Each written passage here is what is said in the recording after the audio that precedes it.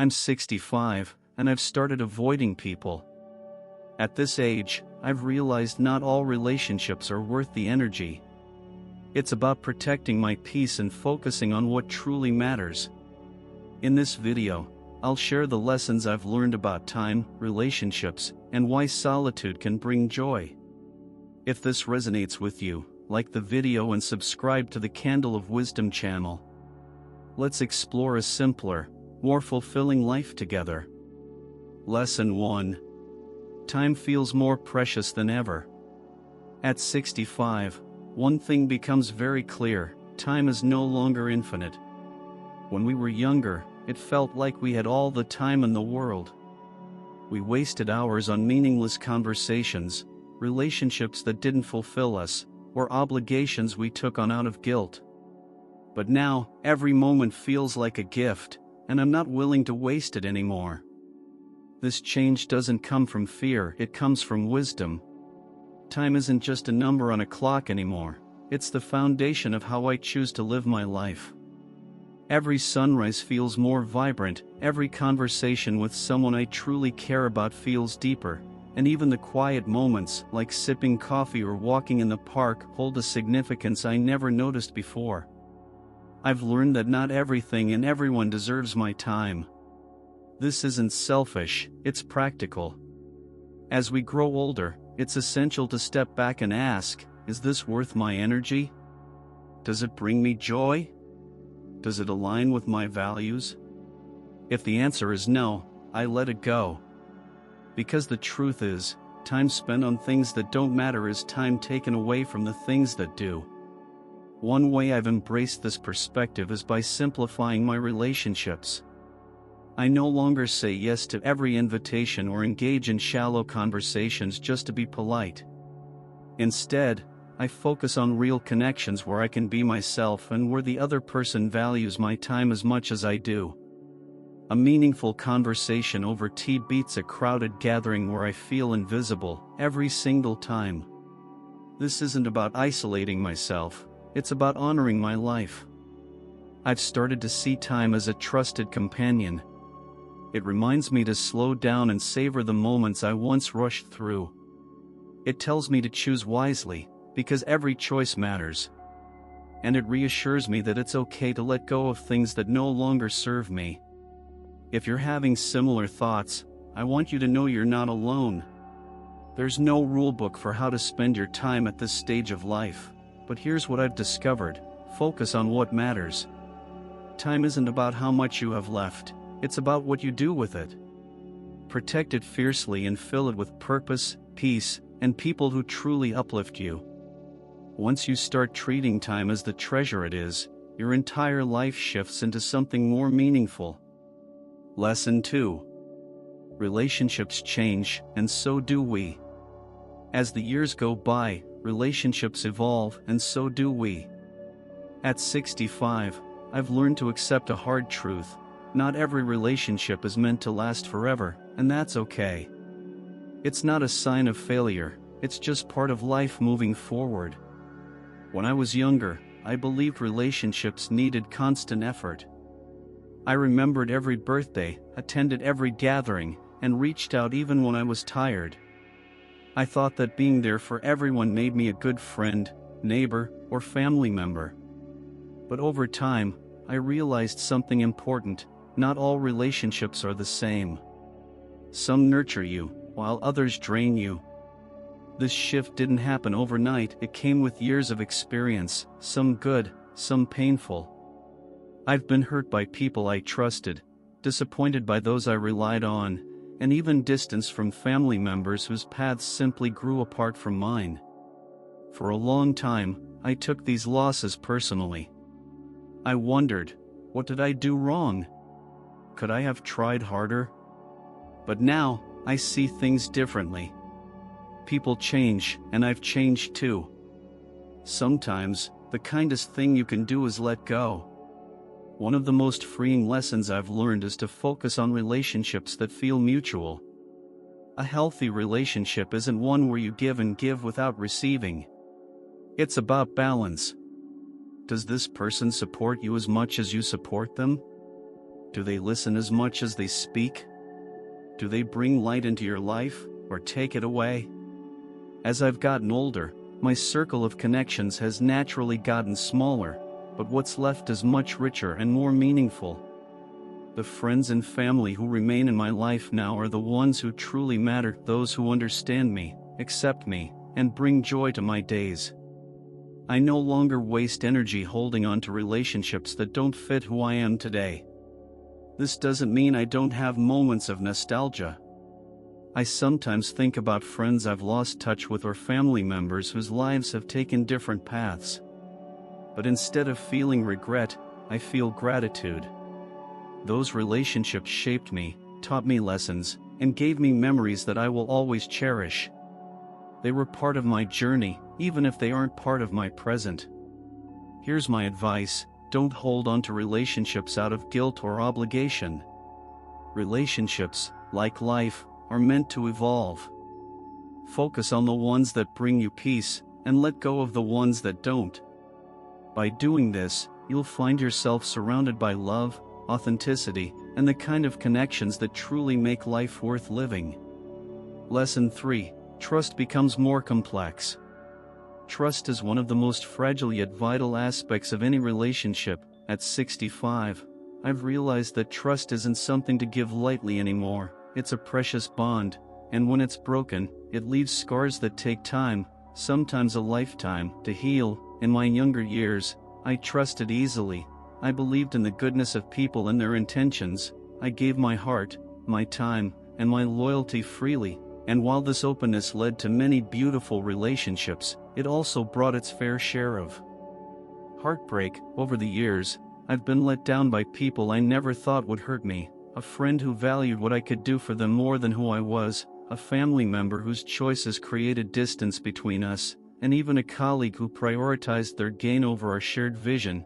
These experiences changed how I approached trust. They didn't make me bitter, but they did make me careful. Now, when someone new enters my life, my first thought isn't how can I connect with this person, but rather, what are their motives? It's not an easy way to live, but it's necessary. And yet, I've come to understand that trust isn't just about others, it's about trusting yourself too. Learning to trust my instincts has been one of the most important lessons of my life. If something doesn't feel right, I no longer dismiss it as paranoia or overthinking.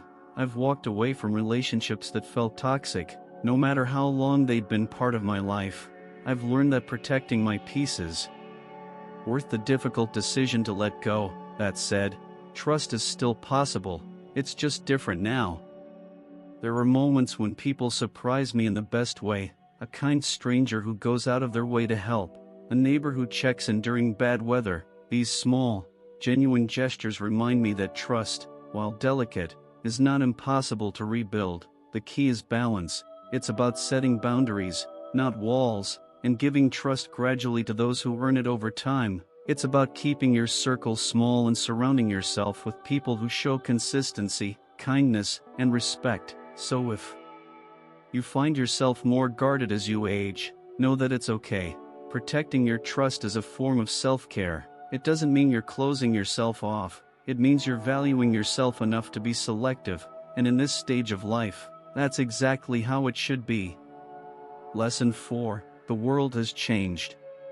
At 65, it's impossible not to notice how much the world has transformed. Life feels faster, busier, and more tech-driven than ever before. Yet for all the progress and convenience, something valuable seems to have been left behind: a sense of warmth, simplicity, and connection. I grew up in a time when relationships felt genuine.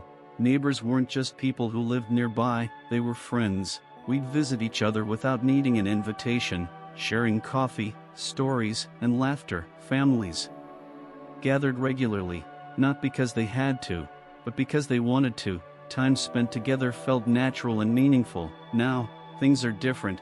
People are so busy chasing success, managing endless to-do lists, and keeping up with the fast pace of modern life. Conversations, once heartfelt and deep, have become brief and rushed, squeezed into moments between notifications and distractions. Even family time feels more strained, often limited by physical distance and competing demands.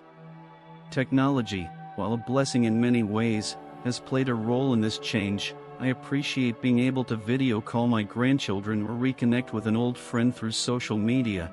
These tools make life easier, but they also create barriers. Nothing replaces the experience of sitting across from someone, feeling their presence, and hearing their voice unfiltered by a screen. Sometimes, I miss the ease of simply being together without the interruptions of modern life. The constant hum of technology can also feel overwhelming. Notifications, updates, and endless news make the world seem louder than ever. Paradoxically, even with all this connectivity, many of us feel more isolated. It's a strange reality that we have so many ways to stay in touch, yet genuine connections often feel harder to come by. This isn't about resisting change or longing for the past. Every era has its challenges, and every generation adapts. But at 65, I find myself valuing simplicity more than ever. I choose to step away from the noise and focus on what truly matters: heartfelt conversations, meaningful relationships, and the quiet joy of shared moments. If you feel the same, it's okay to slow down. It's not about rejecting modern life, it's about choosing where to place your energy. By stepping back from the rush, we can protect the parts of life that feel authentic and real. In a fast-moving world, seeking simplicity isn't about giving up, it's about holding on to what matters most. Lesson 5. Solitude isn't loneliness. Solitude and loneliness are two entirely different things, and this realization has been one of the most freeing lessons of my life. Loneliness is an ache, a feeling of emptiness that comes from longing for connection. Solitude, however, is a choice, a space for peace, reflection, and renewal. It's not something to fear, it's something to embrace. In solitude, I found clarity that's hard to achieve in the rush of daily life. There's a profound beauty in simple, quiet moments, sitting on the porch with a warm cup of tea, listening to the wind rustle through the trees, or watching the sun sink slowly below the horizon. These experiences don't just pass the time, they enrich it, reminding me of the small joys life has to offer. Reflecting on the past has also become a source of comfort during these quiet moments. Instead of dwelling on mistakes or missed opportunities, I focus on the lessons I've learned and the memories that bring me happiness. Solitude offers a space to look inward and make peace with the life I've lived, finding gratitude for the person I've become. That's not to say I've withdrawn from people. On the contrary, solitude has helped me appreciate my relationships even more. It's allowed me to focus on meaningful connections instead of maintaining relationships out of obligation or habit. When I spend time with loved ones, I'm present and engaged, savoring the moments we share. Solitude has also taught me to value myself. It's easy to get caught up in the idea that being surrounded by people defines your worth, but the truth is, your value doesn't come from the size of your social circle or the number of events on your calendar. It comes from within, from knowing who you are and what truly matters to you. If you've ever feared being alone, I encourage you to rethink that perspective. Solitude isn't a punishment, it's a gift. It's a chance to hear your own thoughts, to focus on what brings you peace, and to reconnect with yourself. The more you embrace it, the more you'll realize it's a source of strength and clarity. In the quiet of solitude, you can find balance and joy. You can let go of distractions and pressures, focusing instead on the life you want to live. It's not about isolation, it's about intention, and in those moments of stillness, you may discover a deeper sense of fulfillment than you ever thought possible. 6. Why I avoid people now. Avoiding people isn't about bitterness or resentment, it's about protecting my peace. Over the years, I've learned that not every connection is worth maintaining, and not every social obligation deserves my time or energy. This realization didn't come easily, but it has been one of the most important lessons of my life. For much of my younger years, I believed in always being available. I wanted to be the person others could count on, the reliable friend, the helpful neighbor, the supportive family member, and while that brought me joy for a time, it also left me drained. I gave too much of myself to relationships that weren't mutual and situations that didn't align with my values. Life has a way of teaching us where to draw the line, even if it takes decades. I've experienced moments where my kindness was taken for granted or my time was treated as if it had no value. I ignored red flags, thinking loyalty meant staying even when it chipped away at my happiness, but now I see things differently. I understand that avoiding certain people isn't selfish, it's self-preservation. There's peace in stepping away from toxic relationships and letting go of obligations that no longer serve me. I've traded the noise of constant social interactions for the quiet joy of meaningful solitude. Instead of stretching myself thin trying to please everyone, I focus on a smaller, deeper circle of relationships. Connections that bring light and fulfillment to my life. This doesn't mean I've shut myself off completely.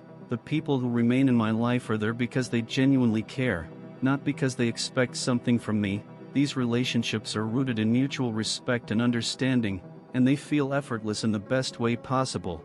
There's no drama, no competition, just genuine connection. I also avoid people who bring negativity into my life, those who thrive on drama, constantly complain, or never ask how I'm doing. They no longer have space in my world. I've learned to prioritize my own well-being, even if that means saying no more often or choosing solitude over company. Avoiding people doesn't mean giving up on humanity. It means valuing myself enough to protect my peace. It's about choosing relationships that uplift, not drain, and seeking moments that truly matter. Life is too short to waste on what doesn't bring joy, and in making this choice, I found a sense of freedom and happiness I didn't know was possible. 7. Is this a shared experience? Have you ever found yourself wondering, am I the only one who feels this way? As I've grown older, I've asked myself that question many times, especially as I've become more selective about the people I let into my life. But the more I talk to others around my age, the more I realize this isn't just my story, it's a shared experience. Life has a way of teaching us hard but valuable lessons about relationships, priorities, and self-worth. For decades, I tried to meet everyone's expectations. I wanted to be the dependable friend, the supportive family member, the neighbor who always showed up, but at some point, I realized the cost. I was pouring so much into others that I had little left for myself. As I've spoken with friends and peers, I've discovered a similar theme in their lives. Many of us reach a point where we no longer feel the need to be everything to everyone. We start choosing quality over quantity in relationships. The superficial connections that might have seemed important in our younger years lose their appeal. What we crave now are meaningful conversations, shared laughter, and relationships that feel genuine. This shift isn't easy. Sometimes it feels like letting go of parts of yourself. Saying no to people who once relied on you can feel selfish, but it's not. It's self-preservation. The truth is, we can't be everything for everyone, and trying to do so only leaves us drained and resentful. By stepping back, we create space for relationships that nourish us instead of depleting us. And here's the thing, you're not alone in this. Many people in their 60s, 70s, and beyond are making the same choices. It's not about pushing people away, it's about finding peace and clarity. It's about prioritizing your well-being and focusing on what truly matters. If you've noticed yourself pulling back from relationships that no longer serve you, it's not a sign that something is wrong, it's a sign that you're growing, evolving, and learning to value your time and energy. Letting go of what doesn't bring you joy opens the door for deeper, more meaningful connections. This stage of life isn't about how many people you have in your corner, it's about the quality of those connections. And if this resonates with you, take comfort in knowing that you're not alone. Together, we're learning how to embrace a life that's simpler, more fulfilling, and unapologetically authentic. 8. Embracing this chapter of life. Life isn't about endings, it's about beginnings. Every chapter brings its own lessons, challenges, and joys. At 65, I found that this stage of life is less about proving myself to others and more about embracing who I've become. It's about letting go of what no longer serves me and focusing on what truly matters. There's a certain freedom that comes with this realization. When we're younger, we often live with urgency, always rushing to achieve, to do more, to meet expectations. We're driven by the belief that the future holds endless possibilities, so we keep chasing. But as time goes on, we begin to understand that the present is what truly matters. This chapter of life is about simplicity. It's about finding joy in the little things, watching the morning sunlight stream through the window, sharing laughter with loved ones, or enjoying the quiet comfort of a favorite chair. These moments may seem small, but they hold a depth that's hard to describe. They remind us that life's treasures are often found in its simplest pleasures. It's also a time for reflection. Looking back, I see my life as a tapestry of experiences, some beautiful, some painful, all meaningful. Every triumph, every mistake, every heartbreak has shaped me into the person I am today. Reflection allows me to honor those experiences without clinging to them. It's not about living in the past, it's about appreciating the lessons it has given me. But this chapter isn't just about looking back, it's also about looking forward. There's a quiet excitement in knowing that there's still time to create, to learn, and to grow, whether it's trying a new hobby, nurturing a garden, or simply taking the time to appreciate the present. This stage of life offers its own unique possibilities. What makes this chapter truly beautiful is the freedom it brings. It's the freedom to say no to things that drain us and yes to what brings us peace. It's the courage to live authentically without fear of judgment or the pressure to meet others' expectations, and it's the realization that simply being is enough. If you're in this stage of life, I encourage you to embrace it fully, let go of the noise and the rush, and focus on the things that bring you joy. Life doesn't have to be perfect to be meaningful. Sometimes the most peaceful and fulfilling moments come when we stop chasing and start appreciating. This chapter is ours to write, so let's make it one of simplicity, gratitude, and genuine happiness.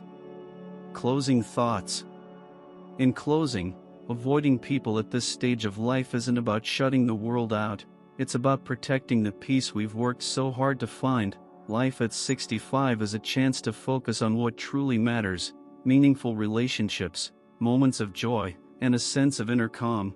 It's not about bitterness or regret, it's about living intentionally. This chapter is a time to let go of toxic connections, unnecessary obligations, and the pressure to meet others' expectations. Instead, it's about embracing simplicity, authenticity, and gratitude. The journey has been filled with lessons, some painful but all valuable, leading to a place of clarity and fulfillment. If you've been feeling the same, remember that it's okay to choose peace over chaos. It's okay to prioritize yourself. Life's true richness comes from the quality of your days, not the quantity of your commitments. Let this be the chapter where you live boldly, love deeply, and savor every moment.